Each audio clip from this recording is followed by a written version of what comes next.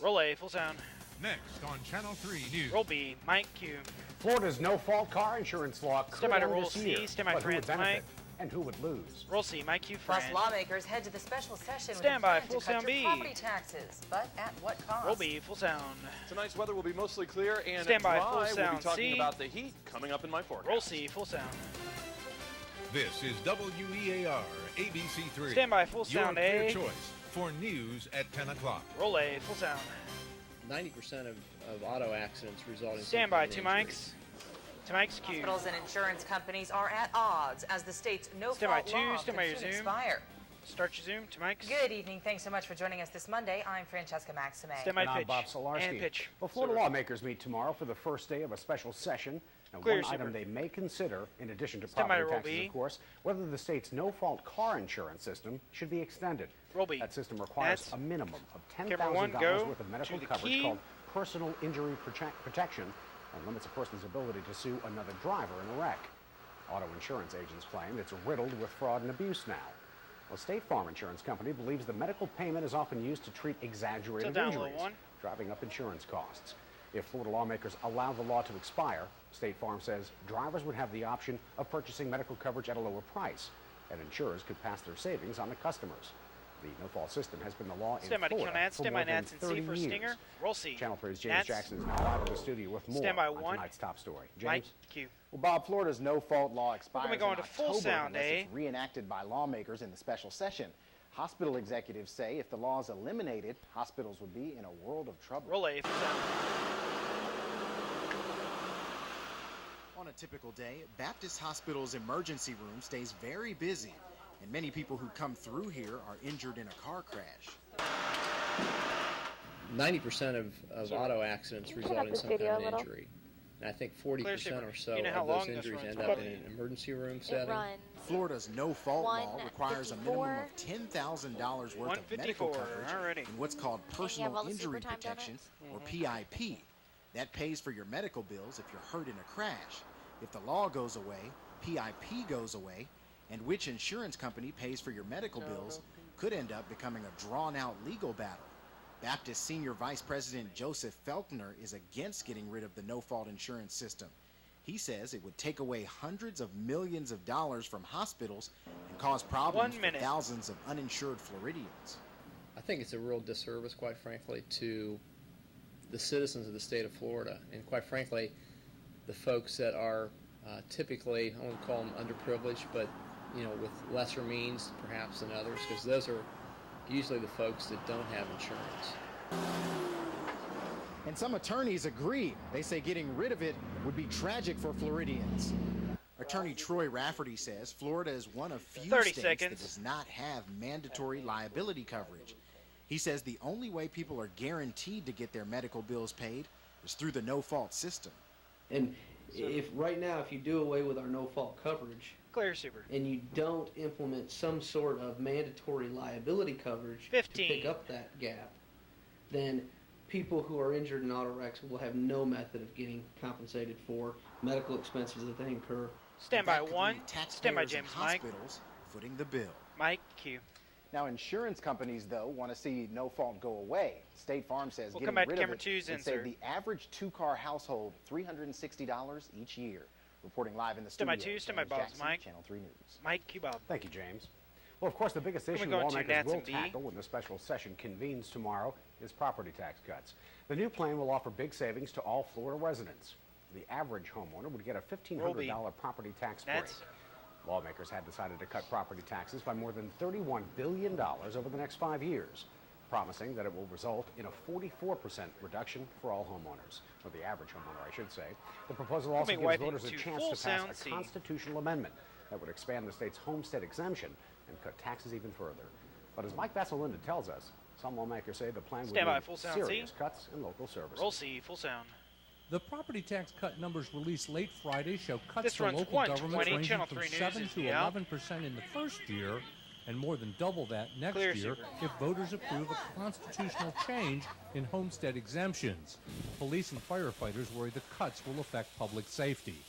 We don't have parks and recs that we can cut. The only 1 places minute. we can cut are Clear, fire Super. stations, firefighters, fire trucks. Senate President Ken Pruitt opened the first hearing since the numbers were released with praise for everyone.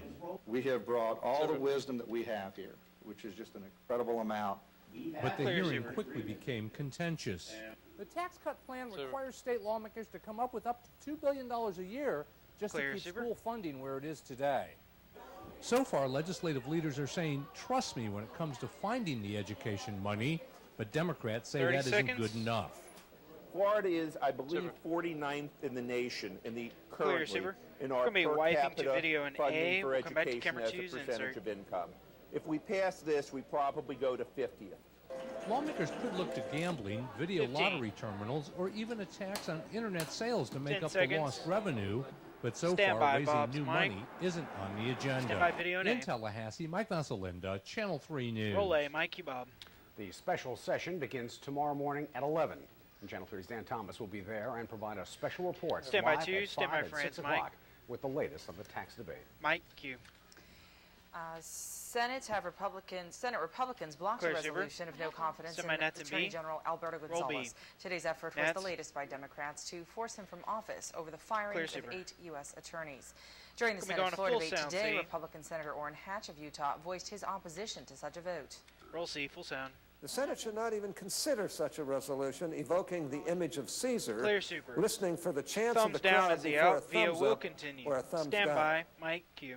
7 Republicans joined Democrats in voting to bring the no-confidence resolution to the floor, but the 53-38 vote was short of the 3/5 vote needed. Roll A, Nats recused. Meanwhile, Gonzales was in Mobile today to meet with members of the Project Safe Childhood Task Force, an organization set up to protect children from child predators.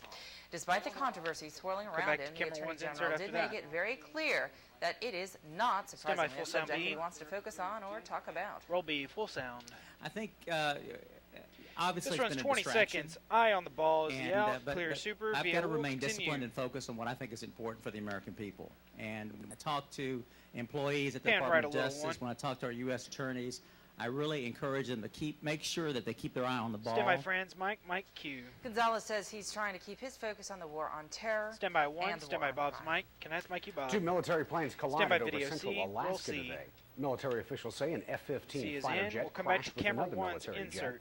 A spokesperson at Eielson Air Force Base near Fairbanks says the pilot of the F-15 ejected and was taken to a military hospital. The pilot did not suffer any serious injuries, they say. Stand by one. The stand by other to jet, RICU. an F-16, landed safely. And RICU. 4 months into the security surge, as they call it, in A. Iraq, American military commanders are considering a controversial new tactic. A report in the New York Times details a plan to arm Sunni Arab groups to fight militias linked to Al-Qaeda. ABC's Gloria Riviera reports. Roll A, full sound.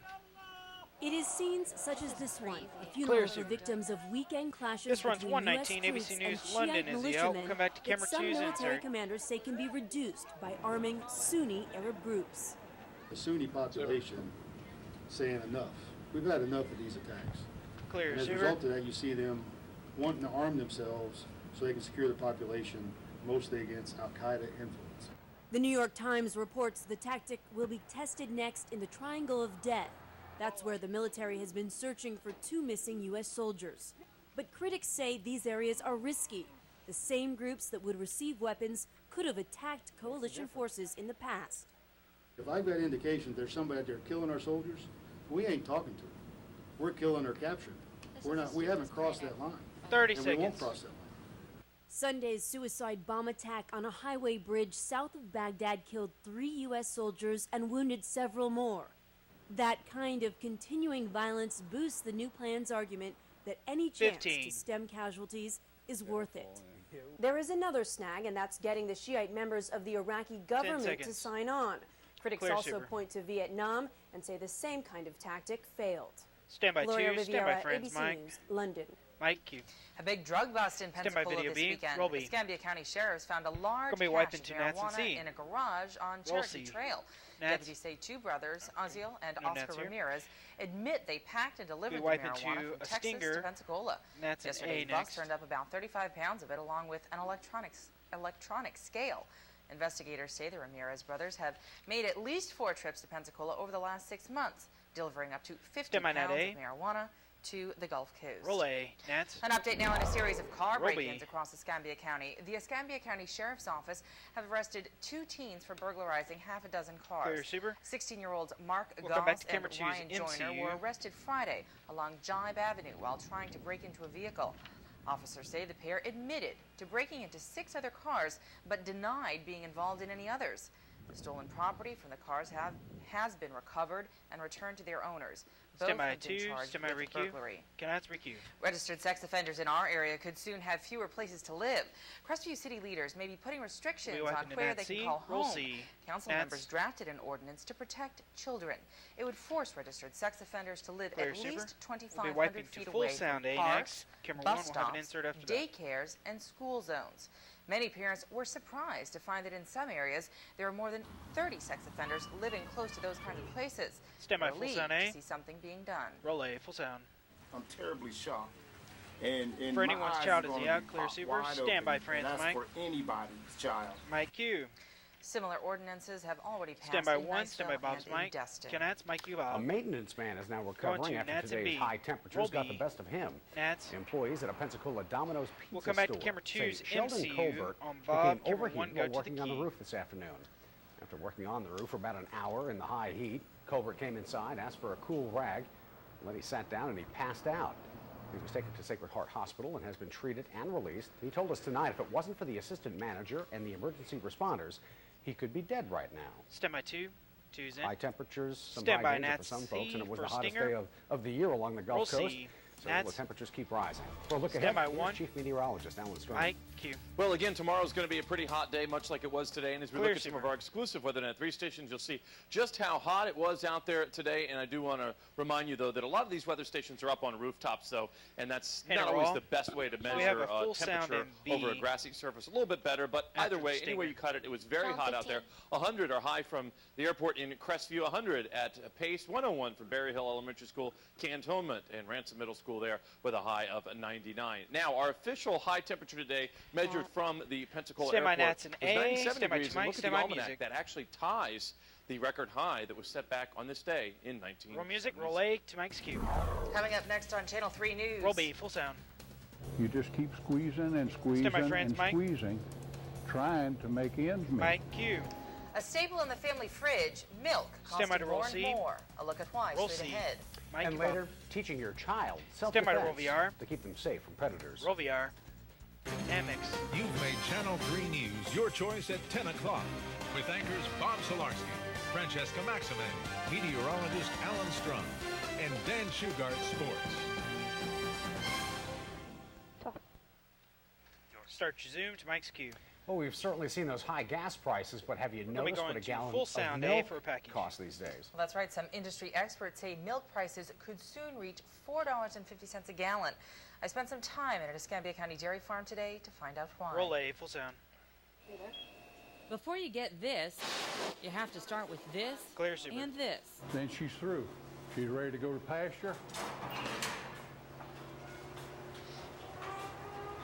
And she'll be back in the morning about the same time.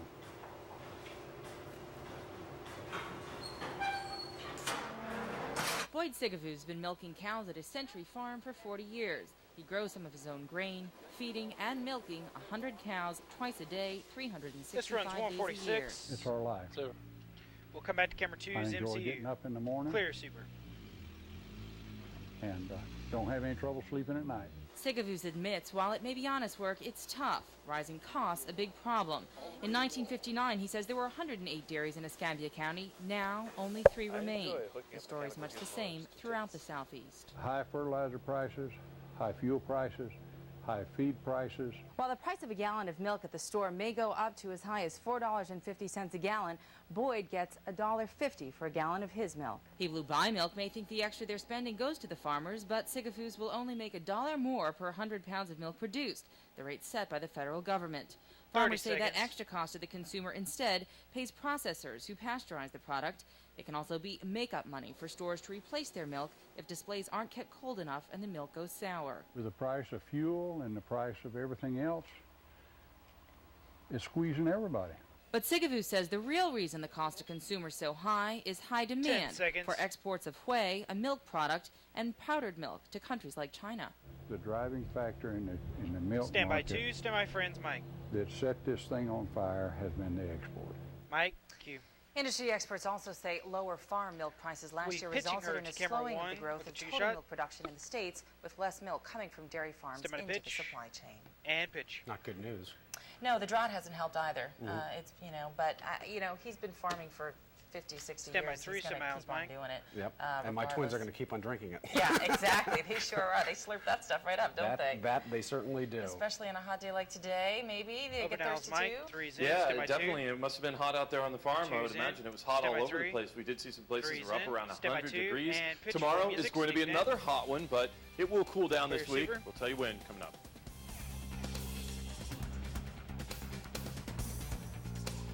Stand by to roll VR. Made it. Roll VR. Roll A. Full sound. Channel 3 News WeatherNet is brought to you by Sacred Heart Health System. Stand by camera one. Stand by Alice, Mike. And overhauls. Here is meteorologist Alan Strum. Mike, cue Alan. It's after 10 o'clock at night and still hot out there. Look at our exclusive WeatherNet 3 numbers. You can see that many places are above 80 degrees at this time. Here we've got Berry Hill Elementary School with 83. In Destin, it's 83 degrees. How about this site from Gulf Breeze? Same number there, too, at 83. Gulf Shores with 84. And there are a couple of places that are in the upper 70s, but no doubt it is warm out there, and it will be a pretty mild night. Looking across the rest of the southeast at some of the temperatures, you'll see it's 77 from New Orleans. Tallahassee now has a temperature of 83, and we, again, today saw dry weather across the Gulf Coast with the exception of Louisiana, but we're looking at dry conditions for right now. Here's a look at the radar imagery, and across southwest Alabama and northwest Florida, it is dry. You saw a little flash there. That wasn't actually rain. That was just the radar acting up somewhat, if you will. And our next 2-day forecast shows some heavy rain here for parts of North Florida and South Georgia. For us, we could see a pop-up thunderstorm, but there's really not much of a chance for that. It looks like tomorrow is just going to be hot and dry. Our windcast shows that the wind will be out of the west for tomorrow and mainly at between 5 to 10 miles per hour. Out at the beach today, it was a green flag that was flying. Tomorrow, likely we'll see some pretty calm surf as well. 78 degrees is the water temperature, and tomorrow's seas will be 1 to 3 feet, so it should be pretty good for anyone that's going to be headed out over the Gulf tomorrow. We've got some pictures for you now, too, live from our Hardee's Beach Cam, which is on top of South Harbor condos, and always good to check in with this camera, showing dry and quiet conditions down there at the beach. So for the rest of tonight, we can expect that lows are going to be mostly in the 70s here, so mainly middle 70s actually. Some places may end up getting a little bit cooler, but it will be mostly clear for tonight. We'll come and back then as we get into tomorrow, it's going to be mostly sunny, pretty warm once again. Places like Destin and the beaches, Navarre Beach, Pensacola Beach, can expect to see a high of about 89 degrees in the upper 80s, but take it away from the coast and it will be quite a bit warmer. Crestview's high will be at 97 degrees as we head into Santa Rosa County, 95 for Milton, 92 in Gulf Breeze, while Pensacola will top at 94, Cantonment and Century, 95 and 96. Same thing here. 15. Away from the coast, middle 90s can be expected for tomorrow, and our 7-day outlook shows that it's going to be mostly dry with a slight chance for some pop-up showers and thunderstorms. So there's really not much of a chance for rain, and it looks like it's going to be mostly sunny for the next several days, right on through the weekend. But as far as the temps go, tomorrow's going to be hot, but it's not going to be quite as hot as we get into Thursday, Friday, and into the weekend. We'll see mid to upper 80s by then. To Mike's cue. Thanks, Alan. We'll see you in the second half. Sneak it in. Well, no health insurance, no college. Straight ahead, details on a costly new proposal aimed at keeping Florida's co-eds healthy. And later, taking a gamble on a property tax strategy. Could slot machines be the answer to Florida's tax crisis? Fade it. Roll VR. Start your zoom to Mike's cue. Florida's public universities may soon have a new admissions requirement for all incoming students. Full sound, health insurance. The state's Board of Governors will discuss the proposal later this week. Cynthia Reeves has reaction from the University of West Florida. Roll A. Full sound. The orientation team at UWF works to make the transition to college as painless as possible. But soon all incoming freshmen may get a jolt. Mandatory health insurance. Terrence Mangrum and his friend Viet Nago say they'd have to drop out or drop courses. They're already struggling to work their way through school. I'd probably have to work 2 jobs, maybe even 3, and not become a full-time student. I'd probably have to be doing part-time. And that would just add more stress to the current job I got in the school life right now. The university did a poll in 2005, a random survey of students, and 25% indicated they did not have health insurance. Senior Alec Drudowski has insurance, but he's opposed to a mandatory requirement because he believes it will eliminate a whole segment of people from getting an education. Well, I think it's going to establish a gap between the rich and the poor going to college. Obviously, health insurance is more prominent among people who have money, and if it's a requirement to go to college, it's going to obviously affect those who don't have health insurance, which are primarily those who don't have a lot of money. Florida State University has already put a requirement in place starting in August. Supporters believe mandatory health insurance is a must to protect students from devastating medical bills. If the statewide proposal is approved, it could include plans to assist low-income students. Still, students like Terrence believe purchasing insurance should be a personal decision, especially if it means the difference between being able to afford school or not. Cynthia Reeves, Channel 3 News. Mike Kufran. If the proposal is approved, it would likely apply to all undergraduate and graduate students, regardless of how many credits they take each semester. The plan could be implemented as early as 2010. And pitch. Coming up in sports, a former Pensacola High star gets his baseball career started. And one Alabama quarterback leads the Crimson Tide. Dan Shugart up with sports next. Fade it, where we are. Yours. Through Mike's cue. Major League Baseball is finding a lot of young talent around here. Semi 2. Yeah, they have. Two's They've in. done it Semi for some 1. time, and it tends to go in waves. One's up. It looks like we're Insert. on the crest of another one. Anyway, and we've got pitch. another guy who's going to start his pro career, former Pensacola High star. Clear super. Patrick Norris will sign with the Kansas City Royals tomorrow.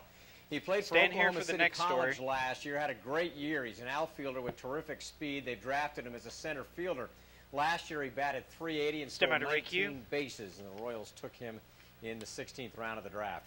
Pelicans begin a 6-day, 8-game road trip in Texas tomorrow night. They play 3 at Coastal Bend, then they play 5 games in 3 nights at Fort Worth.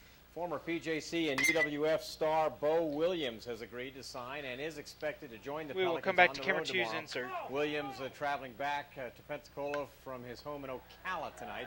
Williams is a first baseman. He can drive in some runs. He batted .368 for the Argos last year with 17 doubles, 9 home runs, 58 RBIs, and he helped lead UWF to the Gulf South Tournament Championship. He also led PJC to the 2005 JUCO World Series. Williams would play first base when he joins the Pelicans. Marcus Rodriguez will probably move to left field.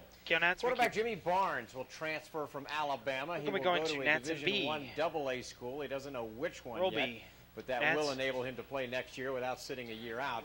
He'll have 3 years of eligibility left. Barnes backed up John Parker Wilson last season, moving up to second team when Mark Gillen left the team.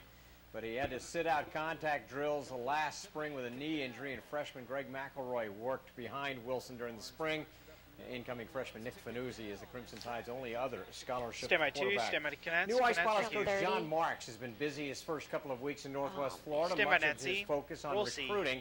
He says the Pilots are the first team he's ever taken over that already had a nucleus in place, and he's made preliminary contacts with other players he may want to bring to Pensacola.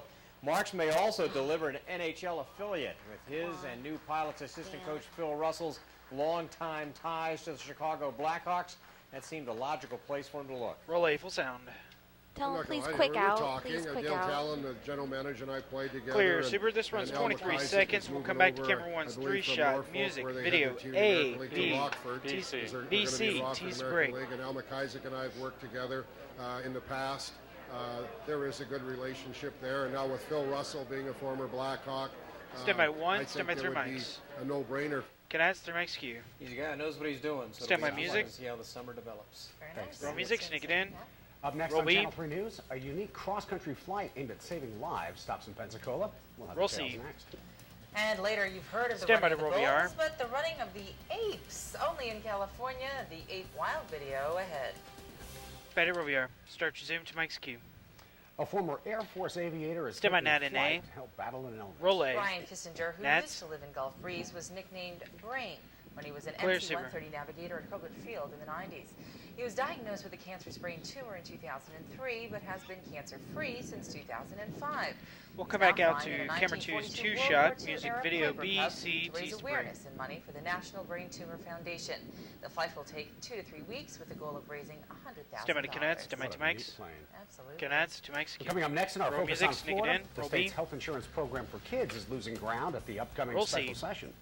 Plus, every year, kids are abducted by predators. How your children can keep themselves from becoming victims. Reddit, where we are. Music. We're going to Nats and A next. Roll A. Nats to Mike's Cube. Here are the top stories we're covering tonight on Channel 3 News at 10. Florida lawmakers will discuss tomorrow whether the state's no-fault car insurance system should be extended. Actually, that's an idea that they could discuss in the special session. The system requires a minimum of $10,000 worth of medical coverage called personal injury protection. It also limits a person's ability to sue another driver in a wreck. Auto insurance agents claim it's riddled with fraud right now. But hospitals say without it, they'd be left to foot the bill if someone is injured and just can't pay. Roll C, Nats, Mikey, friend. State lawmakers' main focus at tomorrow's special session, property tax cuts. The latest plan has residents saving a total of $31 billion over the next 5 years, with the average homeowner getting a $1,500 property tax rate. Nats and A the next with also gives Bob's voters a chance to pass a constitutional amendment that would expand the state's homestead exemption and cut taxes even further. Roll A, Nats, Mikey, Registered Bob. sex offenders in Crestview could soon have fewer places to live. City leaders have drafted an ordinance to protect children.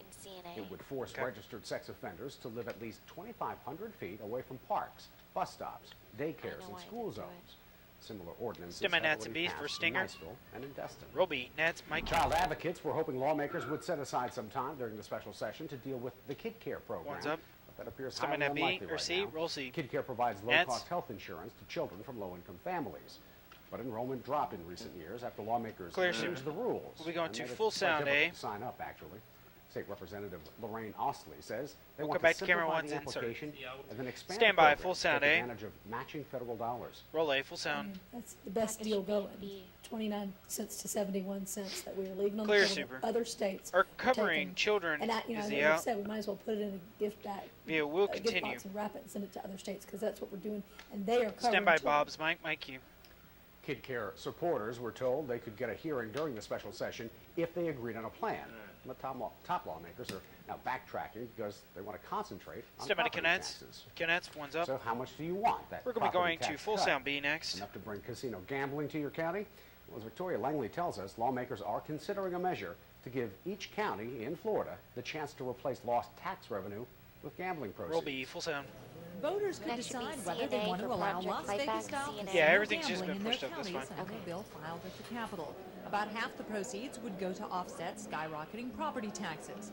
Hours before the special session to figure out how to cut property taxes, House sponsor Julio Rabina said it's just not fair to let the Miccosukee and Seminole Indian tribes hold virtually all the cards 1 anymore. minute. I think it's time the state give those counties and cities an opportunity to find Clear, new revenue. Maybe we wouldn't be in this situation if they had that opportunity. We'll come back to camera one's for more insert gambling for a may reader. grow depending on how Camera schools two will are have an insert impacted of by Fran. property tax cuts. The latest proposal leaves school districts $1.5 billion short next year. Florida School Board's chief, Wayne Blanton, says expanding gambling starts to look more plausible when the flip side is slashing school budgets. I would think that if you start looking at the various casino games that are out there and Clear, things of that nature, it will be taken up and would be one of the areas that we'd have to look at. But lead property tax negotiator and staunch conservative Senator Dan Webster says don't bet on it. We're not talking about giving any type of new revenue. We're trying to give people back money, not take it away from them. Still, some voters may be willing to take the gamble if property tax cuts really do turn out to mean fewer services in struggling schools. In Tallahassee, Victoria Langley, Channel 3 News. Okay, that's Mike Q. A similar bill to let voters consider expanding gambling failed to pass this spring.